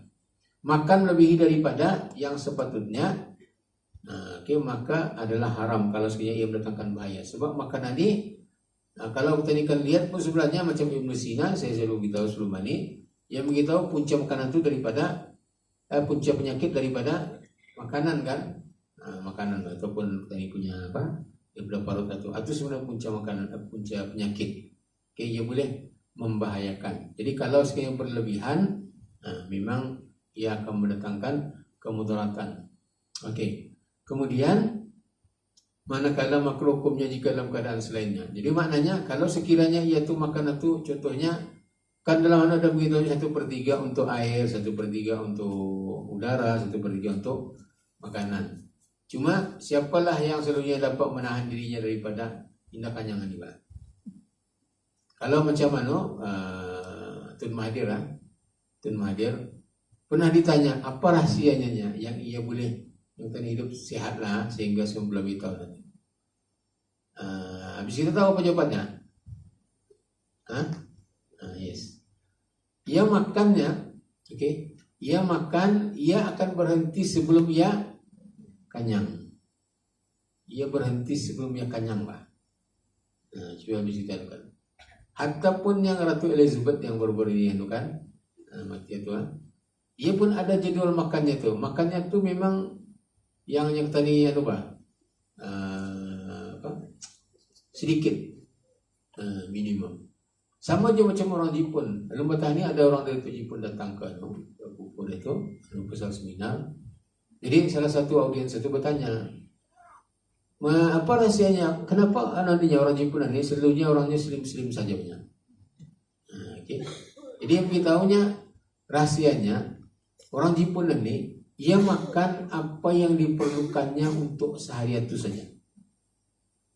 Maknanya keperluan kita ini, okay, karbohidrat yang ada atau kalori yang perlu kita ini ada untuk sehari berapa sebenarnya? Untuk sehari, Pak. Ada yang Kementerian Kesehatan nggak sih? Boleh dia punya tu. Maknanya itu saja yang diambilnya. Sebab itu diorang danunya, diorang kurus-kurus, bah, badannya itu dah kena. Kecuali kami berdua-nya. Pasal diorang dua tu memang berisi. Yang bentang tu kan, dia kunyah je lah. Kecuali kami berdua-nya. Kami berdua ni lampuh kan. Dia sama macam mana. Kami demi kota tu. Tapi yang lain tu kebanyakannya itu dia punya. Okey. Kemudian tujuan selain daripada untuk dimakan. Ini. Bertepatan dengan maksud motif bahawa tujuan makanan itu dihidangkan adalah untuk menjamu tetamu dan untuk dimakan oleh tetamu itu saja. Jadi oleh sebab itunya tetamu tidak dibolehkan untuk memperlakukan sesuatu ke atas makanan itunya dengan sewenang-wenangnya selain daripada memakannya. Okey. Jadi maka dapat dipahami perkara yang tidak boleh dilakukan oleh tetamu terhadap makanan yang dihidangkan untuknya, memakannya dalam majlis tersebut antaranya adalah pertama, melakukan sesuatu terhadap makanan orang menjemput itu atau pengundi itu. Umpamanya, ia memberi makan kepada orang yang meminta. Ada terkerusan keksian soalnya orang atunya. Manunya cuma camping ataupun usulnya. Okey, beksian soalnya lah. Dia dibagi karena itu. Dia dapat tuh. Ataupun yang lainnya seperti memberi makan kucing. Kucing banyak yang kualitaskan selalunya kan. Anu lagi kus sekarang kita lagi kucingan ni. Kesian soalnya. Terbagi. Hukum berbuat demikian adalah haram. Okay. Hukum berbuat demikian itu adalah haram. Melainkan jika dia mengetahui dengan yakin ataupun dengan cara zan sangkaannya adanya redha motif itu orang yang menjemput itu. Maka ketika aninya indalah haram. Tapi cuma dia akan tahu kalau logiknya kalau ada kucing ada tukang tadi bagi makan itu Nanti kalau saya memang tu macamnya kita satu yang kebiasaan sudah kalau memang ada yang tadi bagi makan misalnya ataupun terima makan itu ya ada tadi minta izin arah wakilnya atau belianya kan misalnya suatu tidak salah kalau diizinkan. Tapi kalau tidak ada tidak boleh sebenarnya. Okey, tidak boleh. Kemudian seterusnya membawa balik makanan ke rumah dan memberi makanan tersebut kepada orang lain. Sebab makanan itu untuk orang yang hadir itu saja. Mana boleh tapau-tapau. Ini boleh tapau-tapau sebenarnya. Okay. Jadi itu tidak boleh.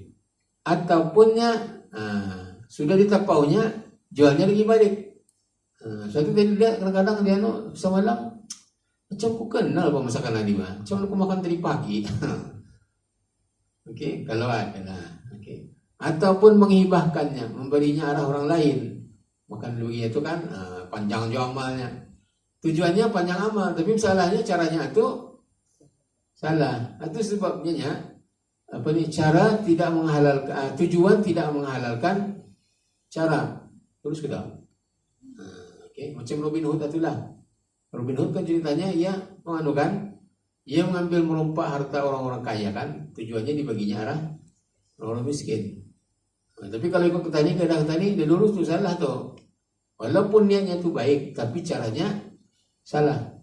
Dia dapat juga. Dia dapat. Okey. Kemudian Allah nanti lagi menapos lepas ini melakukan sesuatu terhadap makanan yang ditentukan oleh mudif untuk tetamu yang tertentu. Umpamanya, indah boleh bagi orang biasa, okay, untuk memakan hidangan istimewa yang dikhaskan untuk tetamu hormat. Dia dapat. Kalau di office kadang-kadang macam tetamu hormat lain kan spesial kan menteri. Yang kata dia ni, lepas itu kan baru dari sana. Sebenarnya kalau ikut yang ini. Kalau ada keredaannya okey. Tapi kalau yang tidak ada, itu yang tidak boleh. Kalau macam kementerian itu selalunya orang yang atuh juga yang ada kena tu budget itu orang yang kementerian itu juga kan. Jadi kalau yang makan pun tidak masalah. Sebab tuannya sama juga yang punya tu. Tapi kalau macam untuk yang ni, macam jemputan kahwin ini tadi, ia tidak boleh makan hidangan istimewa. Okey, yang dikhaskan untuk tamu hormat. Kemudian haram bagi orang yang disediakan dengan makanan yang istimewa itu memberi makanan itu kepada orang biasa. Yang ada dua tempat. Ini tani yang VIP, ini orang biasa. Jadi kalau orang biasa ni makan kemari, ini dapat tu. Ataupun orang yang ni, kambingnya bisa kita punya ada daging kambingnya, kami tak adanya. Mana ni ambil anunya. So mana yang tidak boleh tu. Okay, haram bagi orang disediakan dengan makanan istimewa memberi makanan itu kepada orang yang disediakan dengan makanan yang sederhana. Tapi kalau sebaliknya tidak apa-apa. Sebaliknya itu maksudnya orang yang sederhana ni ia membagi anunya ni arah orang yang istimewa ni tadi. Itu tidak apa-apa sebabnya nilainya itu lebih rendah dibanding dengan yang ini. Tapi kalau memang ada keizinan daripada tamu tidak ada masalah. Okey, daripada tuan rumah itulah. Oke. Adapun tetamu yang dihidangkan dengan makanan yang sama nilainya, di sini pun ya sama juga, di sini pun sama juga hidangannya. Cuma tampak saya berbeza, sini baik pun sini tidak. Contohnya, jadi kalau atunya harus untuk orang atu mengambil makanan sesama mereka itulah bagi-bagi. Yang penting orang dijemput itu sesama orang dijemput. Oke. Bagaimanapun membezakan makanan antara tetamu itu adalah makruh hukumnya. Kalau misalkan macam sini istimewa, sini biasa, sebenarnya hukumnya adalah makruh sebab ia boleh melukakan hati dan perasaan tetamu yang sebahagian lagi yang biasa itulah. Oke. Kemudian ini tadi di pasal melampauan ya. Mengambil makanan yang dihidangkan oleh mudhif dikecualikan dengan beberapa syarat. Alhamdulillah, boleh je rupanya. Oke. Ya, diharuskan untuk mengambil makanan yang dihidangkan nantinya. Harus bagi tetamu itu mengambil sesuatu daripada makanan yang dihidangkan, atau mengambil makanan tetamu yang duduk semeja dengannya itu dan membawa makanan tersebut balik ke rumah dengan syarat dia mengetahui keredaan mudhif dengan cara sangkaan saja pun sudah memadai. Itu yang saya tadi itu. Kalau sudah diampaikannya plastik, siapa yang sudah menaporu gitu ya. Maknanya cuma itulah. Di mananya ada suatu keredaan. Apabila ada keredaannya maka bolehlah dia berbuat demikian. Oke? Tapi sungguh punya cuma itu jaga-jaga. Perlu juga diamati bahwa keredaan mudhif itu berbeza menurut keadaan. Kadar yang diambil. Hal keadaan mudhif dan bentuk majlis itu yang saya beritahu tadi. Kena bagi pulang sudah ia plastik, tapi ada meja nih. Ada meja sana yang ada orang, alumba-lumba ada orang lupa. Dia meja aja ke sana.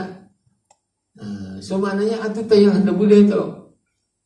Melainkan kalau kita diminta izin, ini sini ni cuma mana boleh diambil ke indah atau macam mana.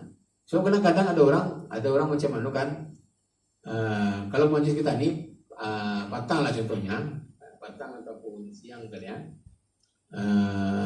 Kadang-kadang kalau ada belabih, ya malam ada lagi malam ambil-ambilan gitu. Kadang-kadang makanan itu coba yang dihidangkannya bang. Jadi dia mengandung lagi, dia mengeluarkan banjir lagi nya. Dia cuma mengeluarkan yang itu saja. Jadi sampai masak kali sudah nih, belum beberapa minit lagi. Oke.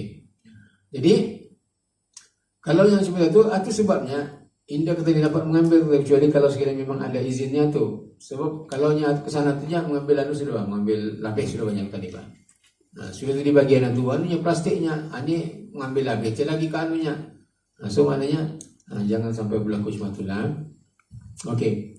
Kemudian jika tetamu merasa ragu ataupun syaknya tentang keizinan atau keredaan mudhif itu, maka pada ketika itu haram dia mengambil sesuatu daripada makanan tersebut. Ataupun suruh ke indah melampaunya. Jadi anda tahu. Kecuali kalau memang kawasan itu memang aruf lah selalunya memang diketahui lepas makan memang orang melampau. Memang sudah ada budaya lah misalnya. Suatu dari masalah. Ini masalahnya tadi pun dah tahu bang. Boleh kena melampau ni anunya. So maksudnya kalau yang untuk semua ini yang paling baik adalah untuk petani meminta izin lah, bertanyalah kepada itu. Bolehkah dia ni? Kami ni bawa plastik bang sudah ni banyak plastik kami ni sudah ni, tapi belum tahu ni boleh diizinkan ke indah ni. So kalau sekiranya macam sudah ada daripada tidak masalah, go ahead lah, teruskan saja. Okey. Jadi maknanya haram untuknya seperti mana haramnya tataful, iaitu seorang yang hadir tanpa diundang. Kadang-kadang kata nenek, ngam kata ni di rumah, tadi kan berjalan, tiba-tiba datang tiap saudara ketani kah? Apa tahun ketani kah jauh daripada nyo? Ya apa ni kan sian anak sian dunia apa ni ya jangan manggilan jemputan kawin bah. Mana tak harus datang ke sana. Ada yang tu jangan ni ya. Tu jemputan untuk tu indah dia pun tahu jokonya kena jokan kau tu nya. Contohnya bah. Di bawahnya tu juga. Haramlah hukumnya sebenarnya tu. Sebabnya ia kalau nya memakanlah hidangan itu. Sebagian ulama mengatakan kalau yang menghadiri saja tidak ada masalah tu. Menghadiri tidak masalah, tapi yang haramnya tu adalah gunanya memakan hidangan itu. Sebab hidangan itu bukan untuknya. Kalau mau sama juga kaedahnya ia mesti meminta izin. minta izin kepada dia. Aku ini sebenarnya tadi kan kemarin ini ada sianu datang. Nah, jadi nggak ada juga aku tinggalkannya, baru dia datangnya aku berjalan, dia lagi daripada jauh misalnya. Jadi aku bawa kemari, bolehkah aku anunya? Nah, kalau yang mengatakan cuma itu, oke, go ahead lah, pasal dia sudah menyatakan keredaannya. Jadi adalah haram siapa yang masuk atau datang ke majelis seseorang atunya untuk mengambil makanan tersebut tanpa izin dan dia tidak mengetahui keredaan tuannya, sama ada secara pasti ataupun secara sangkaan. Oke, itulah ia punya kemudian berkaitan dengan ini patung ataupun lukisan. Soalannya, mengikut hukum syaraknya dan dalam Islam adalah ditegah untuk membina dan membuat patung-patung, sama ada patung manusia ataupun binatang. Tapinya apakah fatwa yang dimulakan Pihin mengenai patung-patung binatang yang ada dibina di Jerudong Park playground dan juga pada tiap-tiap malam termasuk malam Jumat dibukakan kepada orang ramai. Harap Pihin dapat memberikan penjelasan dengan tabah dan berani. Oke, ini terang-terang sulit ya dianunya. Oke. Sebenarnya jawaban yang dianukan ini bagus pulang. Jawaban ini daripada yang dimulakan Mufti ini, ia merangkumi semua, bukan saja patung yang ada di sana tuh, tapi merangkumi jawaban-jawaban yang lain termasuk gambar dan juga lukisan-lukisan. Dan termasuk juga anak patung mainan, teddy bear apakah misalnya, Barbie kah, itu termasuk juga. Dan untuk dia punya jawaban itu, insyaallah tadi akan sambung pada kuliah yang akan datang. Mudah-mudahan sampailah. Tapi isunya tadi ada berapa sila itu ya? Sekali lagi nih, baru beberapa muka surat yang kita belajar ini. Oke, tapi insyaallah lah mudah-mudahan walaupun sedikit, mudah-mudahan dapat mendatangkan manfaat lah kepada kita semua. Oke, jadi untuk akhirnya sama-sama lah tadi membaca surah Wal Asri dan juga tasbihatul kafarah. Bismillahirrahmanirrahim. Wal asri innal insana lafi khusr illa alladziina aamanu wa 'amilus shalihati wa tawassaw bil haqqi wa tawassaw bis sabr. Assalamualaikum warahmatullahi wabarakatuh.